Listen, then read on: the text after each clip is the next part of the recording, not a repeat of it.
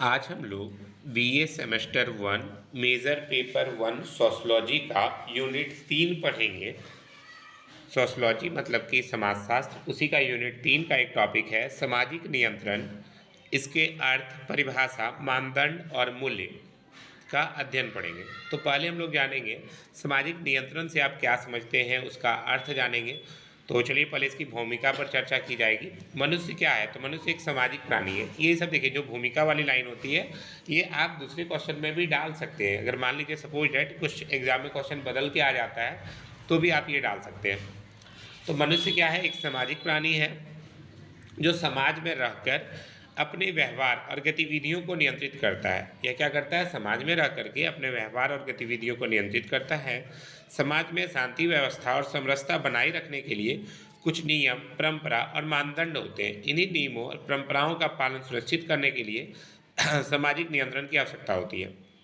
समाज में कुछ नियम बनाए गए हैं, उस नियम और परंपरा का हमें पालन करना पड़ता है और इसके लिए सामाजिक नियंत्रण की आवश्यकता होती है। यह समाज के सदस्यों को अनुशासित करने, समाज में संतुलन बनाए रखने का एक साधन है। देखिए बात को समझिए। नॉर्मली क्या होता है, हम लोग के समाज में नियम बना है कि जादव की शादी जादव कास्ट में ही हो सकती है, भूमियार की शादी भूमियार कास्ट में ही हो सकती है। ऐसा एक नियंत्रण बनाया गया है। क्यों? ताकि अनुशासन बना रहे, समाज में कुछ उनकी ज़रूरतें जो है उनकी पूरी हो सके और लोग एक जैसा बिहेव वाले व्यक्तियों को ढूंढ सके, एक जैसा काम करने वाले व्यक्तियों को ढूंढ सके। तो इससे क्या होता है? हमारा समाज संतुलित रहता है। अब आता है सामाजिक नियंत्रण का अर्थ। सामाजिक नियंत्रण सोशल कंट्रोल वह प्रक्रिया है जिसके माध्यम से समाज अपने सदस्य के व्यवहार को अनुशासित करता है, उन्हें सामाजिक मानकों के अनुरूप ढालने का काम करता है।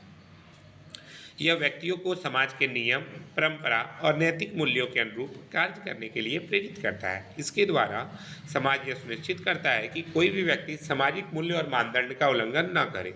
तो हमारे ऊपर क्या होता है? कुछ नियंत्रण भी होता है। उस नियंत्रण का भी हम लोग क्या करते हैं? पालन करते हैं। आप पढ़ रहे हैं आशीष सर के साथ। चलिए आगे टॉपिक की ओर आते हैं। सामाजिक नियंत्रण की परिभाषाएं क्या क्या है? तो विभिन्न समाजशास्त्रियों ने सामाजिक नियंत्रण को लेकर के अलग अलग ढंग से परिभाषा दिया है। समाजशास्त्री ये रॉस के अनुसार सामाजिक नियंत्रण उन साधनों और प्रक्रियाओं का समूह है जिसके माध्यम से समाज अपने सदस्य के व्यवहार को नियंत्रित करता है, उन्हें वांछित दिशा में प्रवाहित करता है। अगला है आपका किम्बल यंग के अनुसार सामाजिक नियंत्रण उन प्रक्रियाओं का समुच्चय है जो समाज अपने सदस्यों के व्यवहार को व्यवस्थित और निर्देशित करने के लिए अपनाता है। मतलब समाज के सदस्यों के व्यवहार को नियंत्रित और निर्देशित करने के लिए जिस चीज़ों को अपनाया जाता है उसे सामाजिक नियंत्रण कहा जाता है। गिलीन और गिलीन के अनुसार सामाजिक नियंत्रण उन सभी प्रभावों का समावेश है जो समाज अपने सदस्यों पर डालता है ताकि वे समाज के नियमों और मूल्यों का पालन कर सके। आप ऐसे समझिए, आज से हजारों साल पहले मनुष्य गुफाओं में रहते थे, उनका कोई शादी विवाह नहीं होता था, वे किसी के साथ भी रह सकते थे, किसी के साथ रिलेशन बना सकते थे। लेकिन धीरे धीरे इंसानों में काफ़ी परिवर्तन आया, वे कुछ नियमों का पालन करने लगे, एक विशेष प्रक्रिया के तहत समाज में रहने लगे। जिनके साथ उनकी शादी होती है उन्हीं के साथ उन्हें आजीवन रहना होता है, ऐसा नियम बनाया गया। कोई भी व्यक्ति शादी को तोड़ नहीं सकता है। अपने बाल बच्चों का पालन पोषण उन्हें करना पड़ेगा, बाल बच्चों को भी अपने माता पिता का पालन पोषण करना पड़ेगा। ये सारी प्रक्रिया आई जिसे सामाजिक नियंत्रण के अंतर्गत रखा जा सकता है। सामाजिक नियंत्रण के प्रकार। सामाजिक नियंत्रण के मुख्यतः दो प्रकार होते हैं। इस पहला है आपका औपचारिक सामाजिक नियंत्रण। इस प्रकार के सामाजिक नियंत्रण को कानूनी रूप से स्थापित किया जाता है। इसमें कानून, न्यायालय, पुलिस, प्रशासनिक तंत्र और अन्य सरकारी संस्थाएं भी शामिल होती है। इसका उद्देश्य समाज में अनुशासन बनाए रखना और अपराधों को रोकना होता है कि किस प्रकार समाज में अनुशासन बनाए रखा जा सकता है, अपराध को रोका कैसे जा सकता है, इसके बारे में भी बात की जाती है। उदाहरण के लिए अगर आप यातायात नियम का पालन नहीं करते हैं तो आपका चालान काटा जाता है। यह सामाजिक नियंत्रण है कि भाई आपको यातायात के नियम का पालन करना पड़ेगा, अगर आप पालन नहीं कीजिएगा तो आपका चालान काट दिया जाएगा। चोरी करने पर अपराधी को दंडित किया जाएगा। कानून के तहत विवाह, तलाक, संपत्ति के अधिकार को भी नियंत्रित किया जाता है। जैसे हिंदू विवाह अधिनियम के अनुसार कोई भी व्यक्ति एक शादी कर सकता है, वह एक से अधिक शादी नहीं कर सकता है। तलाक देने पर आपको अपनी पत्नी को कुछ पैसा भी वेतन भत्ता के रूप में देना पड़ेगा। ऐसी बातें निर्धारित की जाती है। आगे आते हैं हम लोग अनौपचारिक सामाजिक नियंत्रण। अनौपचारिक मतलब इनफॉर्मल, जिसमें कानून कुछ नहीं करती लेकिन फिर भी हम लोग अपने अनुसार ही उन चीज़ों का पालन करते हैं। यह सामाजिक नियंत्रण परंपराओं, मान्यताओं, नैतिकता, लोकमत और धार्मिक आस्थाओं पर आधारित होता है। इसमें व्यक्ति का व्यवहार समाज द्वारा स्वीकृत मूल्यों के अनुसार संचालित होता है। उदाहरण के तौर पर हम कह सकते हैं कि परिवार में बच्चों को अच्छे संस्कार सिखाने के लिए कोई भी सरकार फोर्स नहीं करती, आप खुद से सिखाते हैं ताकि आपके बच्चे संस्कारी बन सकें। अगर कोई समाज में गलत कार्य करता है तो लोगों के द्वारा उसकी निंदा की जाती है। बुजुर्गों का सम्मान करना भी सामाजिक नियंत्रण में आता है। किसी के दुख में भी शामिल होना सामाजिक नियंत्रण का ही एक भाग है। सामाजिक नियंत्रण कैसे किया जाता है, इसके प्रमुख साधन कौन कौन से हैं? तो पहला आता है कानून। कानून समाज में शांति और अनुशासन बनाए रखने के लिए बनाए गए औपचारिक नियमों का समूह होता है। यह राज्य द्वारा लागू किया जाता है। इसके उल्लंघन पर दंड का प्रावधान होता है। इसके उल्लंघन पर किसका प्रावधान होता है? दंड का। अब आते हैं धर्म, रिलीजियन। धर्म भी लोगों को नैतिकता और ईमानदारी की शिक्षा देता है। यह मनुष्य को सत्य, अहिंसा, करुणा और दयालुता के मार्ग पर चलने के लिए प्रेरित करता है कि भाई धर्म के की बातों को मानना चाहिए। जैसे सभी धर्मों में बहुत सारी अच्छी बातें लिखी गई है कि गरीबों को दान दिया जाना चाहिए, बड़े बूढ़ों का सम्मान किया जाना चाहिए। ये कुछ अच्छी बातें लगभग सभी धर्मों में दी गई है, चाहे वह हिंदू धर्म हो, इस्लाम धर्म हो, ईसाई धर्म हो, बौद्ध धर्म हो, सभी में नैतिक आचरण पर बल दिया जाता है। लोकमत, पब्लिक ओपिनियन। समाज में कोई व्यक्ति की छवि और प्रतिष्ठा बनाए रखने में लोकमत का बड़ा प्रभाव पड़ता है। यदि कोई व्यक्ति सामाजिक मानदंडों का उल्लंघन करता है तो समाज उसे अस्वीकार कर सकता है। आपको सामाजिक मानदंडों का पालन करना पड़ेगा। अगला है आपका शिक्षा।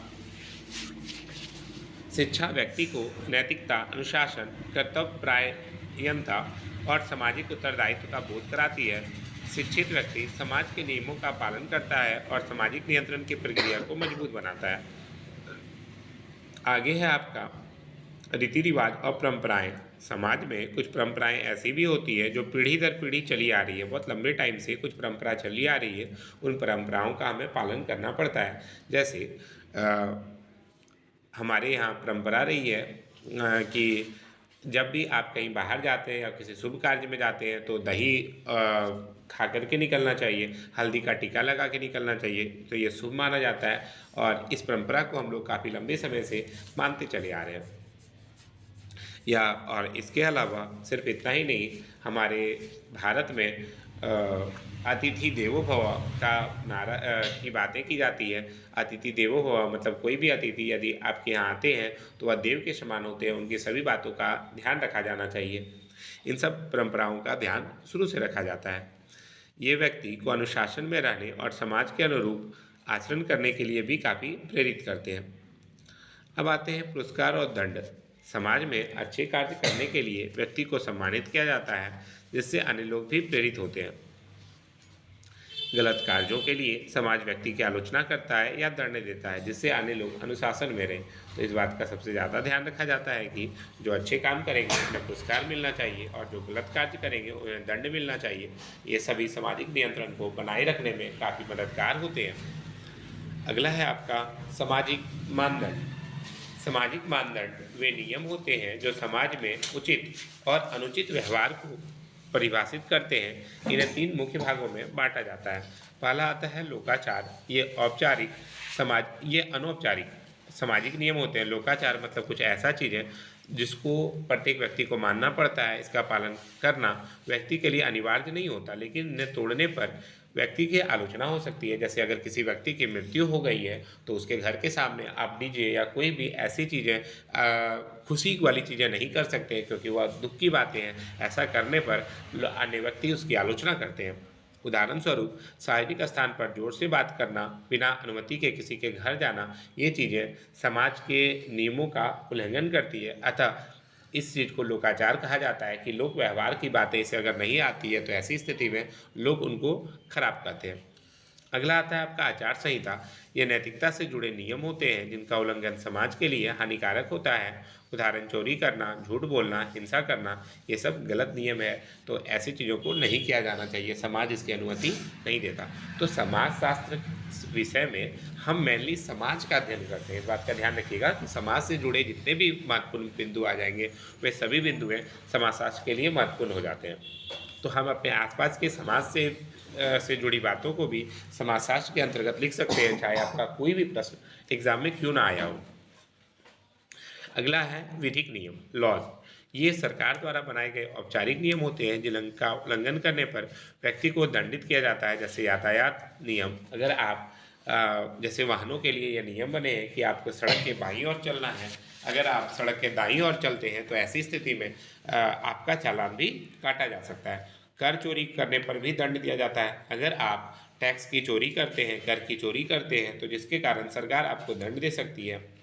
अगला है हत्या के लिए कारावास। अगर आप किसी व्यक्ति का हत्या कर देते हैं या किसी को किसी प्रकार की यातना देते हैं तो ऐसी स्थिति में आपको कारावास या मृत्युदंड की भी सजा सुनाई जा सकती है।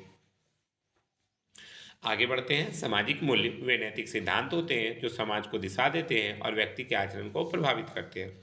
अब आता है मुख्य सामाजिक मूल्य। पहला आता है सत्यनिष्ठा, ऑनेस्टी। व्यक्ति को ईमानदार और सत्यवादी होना चाहिए, इसके बारे में बात की जाती है। सहानुभूति, दूसरों के प्रति संवेदनशीलता समाज में प्रेम और सहयोग को बढ़ाती है। अगला है न्याय। समाज में सभी को समान अवसर और अधिकार मिलने चाहिए, इसके बारे में भी बात की जाती है कि चाहे आप किसी भी जाति, धर्म, व्यवसाय, लिंग, किसी भी आधार पर क्यों ना हो, सभी को एक दूसरे के प्रति सहानुभूति का दृष्टिकोण अपनाया जाना चाहिए। न्याय, समाज में सभी को समान अवसर और अधिकार मिलना चाहिए।